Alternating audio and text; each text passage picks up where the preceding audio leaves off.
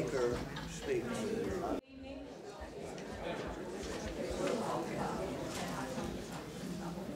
Good evening, ladies and gentlemen. Hello, I want to say my name is Arlisa Farley Brown, and I want to welcome all of you today to the African American Initiative Community Criminal Justice Summit. In September 2010, Senator Gerald Neal called several individuals to a meeting to discuss the agenda items that needed to be addressed in the interest of our Louisville African American community, and the needs to research as well as evaluate, develop, and reform policies that impacted the African American community. It was recognized that the policy is the driver, which effectiveness and change are status quo for good or bad. Therefore, the African American Community Agenda Initiative, known as AAI, was born. AAI has grown to over 200 community leaders and operatives from all walks of life, which bring considerable skills, experience, and commitment to this effort. The AAI is data-driven policy initiative that identifies, presents, and explores, and then offers policy positions that benefit the African American community, and by extension, the entire community. To achieve this objective, the AAI has developed the Community African American Summit as a vehicle to serve as a forum for expressing and addressing community needs. Our first summit dealt with education.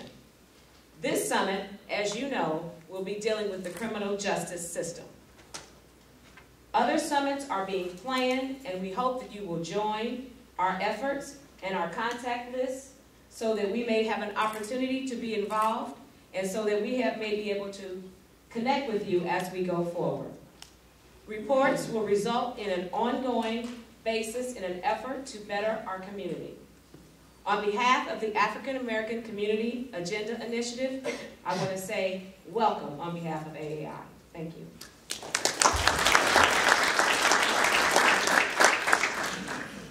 Now I have the honor and privilege of inviting to the podium Dr. LaQuandra Nesbitt, who is Director of the Louisville Metro Health and Wellness Department, and she will bring in remarks on behalf of Mayor Greg Fischer. Thank you. Good evening, everyone. I want to bring a welcome on behalf of Mayor Greg Fischer, who unfortunately is out of town tonight and was unable to attend, but definitely wanted to lend his support to this conference or this summit that will be occurring over the next couple of days.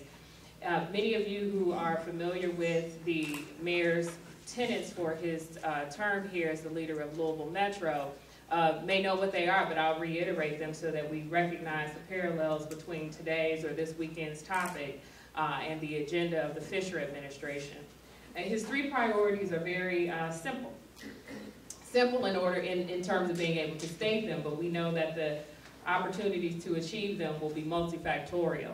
The first one is a community of lifelong learners, so that Louisville Metro will continue to endeavor to advance education, promote educational attainment, and once high level of education has been achieved and people are in their professions, they continue to be learners. And that will spur innovation and it will help us be an even more competitive community. So the AAI summits, the AAI's first summit, education, was definitely consistent and in line with that particular tenet. The next one is to become a more compassionate city, and Louisville Metro has recently won an award earlier this year, giving us that title of one of the most compassionate cities in the world. And we are very proud of that, and that compassion means understanding your neighbor, helping people that you know and don't know. And this type of summit, again, will be able to provide information in terms of how we can achieve that. The last one is very near and dear to me, which is making Louisville a healthier city. And healthier in terms of physical health, mental health, social health, emotional health, financial health, all of those components. And with that being said, we recognize that there are some parallels between the world of health, the world of education, and that of the criminal justice system. Many of the factors that introduce individuals into the criminal justice system, such as low income, low educational attainment, social isolation, are the same things that set people up for poor health risk factors. as well as for poor educational attainment or low educational attainment. And so we recognize how these things are intertwined and interlinked. Most recently, that has been evidenced through the development of the Violence Prevention Work Group, which will be chaired by your keynote speaker here this evening, Dr. Blaine Hudson. And I'm very privileged and honored to be able to work with him. I feel like I'm going to be a student in one of his classes as opposed to a vice chair. But being able to have someone like that lead an initiative where the mayor is asking for policy recommendations in terms of what we need to do to eliminate inequalities in health, income, and education in our community. And some of those tenets or some of the key findings or key messages from this summit, I'm sure will be reiterated through that work group, which includes individuals from the justice system or justice side of our government. So again, I'd like to thank all of you for coming, thank the AAI for its continued commitment to look for strong policy solutions that can then be supported by programs that will help to make a high impact, sustainable change in our community. So thanks again for putting on this summit, and welcome again on behalf of Mayor Fischer. Thanks. Welcome to the podium, Ms. Willie Settle. She is president of the Louisville chapter of Links Incorporated.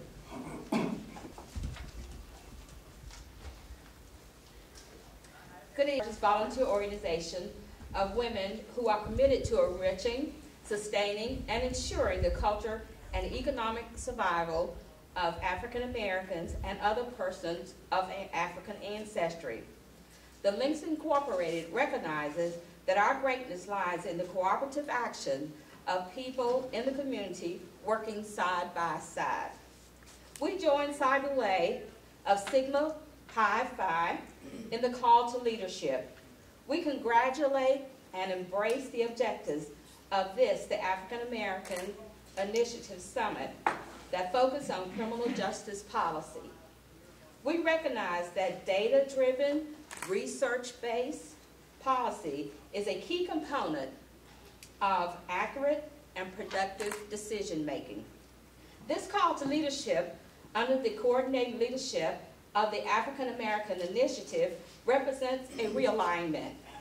Despite the great work of the individual organizations, institutions, and individuals, it is necessary that the continued marginalization of the African American community calls for action. That can only be accomplished by vehicles of change, such as that proposed and created by the African American Initiative. We, the members of the Louisville, Kentucky chapter of the Links Incorporated, heed the call. Thank you, Ms. Settle. Now I'd like to invite to the podium Chuck Matthews, who's Sire Archon for the Psi Boule of the Sigma Pi Phi fraternity. Good afternoon. For those of you who may not know, Sire Archon is simply the president. As you say, I'm Chuck Matthews, president of Psi Boule Sigma Pi Phi Fraternity Incorporated. Sigma Pi Phi Fraternity Incorporated is also a predominantly African American organization of professionals. Our organization was formed in 1916, and it has contributed greatly to the African American community in the nation and internationally. Psi Boule is Louisville's chapter that is a manifestation of this tradition in this community. It is not by accident that two organizations, our sister organization, the Links and the Boule, are grounded in the history of African America. We make the call to leadership to all African American organizations, oriented organizations, and their leadership, and to the general African American community to come together in this great effort. The response of the 24 supporting organizations who have also come together with us to co-convene the Education Summit in this past October, and now this Criminal Justice Summit. We hope will help lay the foundation, redefine relationships, and set the stage for positive change in our community. All of us are invited to become a part of this significant development. Now it is my honor to introduce to you our speaker for the evening. Dr. J. Blaine Hudson is Dean of the College of Arts and Sciences at the University of Louisville. I venture to say that it is well known by all of you the work that he does at the University of Louisville and the community. He brings a well-informed insight, validated by his continuing data-driven work, and as the founder of the long-standing Saturday Academy. He may take questions at the end of the presentation on the general justice system in our community. His bio has already been provided to you through the registration process. Therefore, without further delay, I present to you our featured speaker of the evening, Dr. J. Blaine Hudson. Can you all hear me? Yes. You'll have to bear with me a little bit because of the pollen in the air and the effect it's had on me the past couple of months, so I will do the best I can. Let me thank AACI, as I call it first. I've been involved with that group and with Gerald and others since, I guess, its inception. We continue to try to focus on significant issues in the community, like this summit, and hopefully we're going to get more and more traction as we go forward. Let me begin. In the history of African Americans, the struggle for justice has been synonymous with the struggle for freedom, empowerment, and human dignity. In 2012, that struggle continues in this country and in Metro Louisville with decidedly mixed results.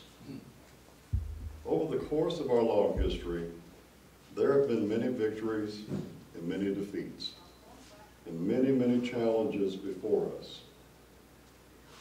Racial gaps in educational achievement, educational attainment, income, health, wealth, employment, and the impact of the criminal justice system remain significant. And unfortunately, we have lived with these gaps so long that what would be considered a major crisis if it happened to white Americans has become a condition of life to many of us.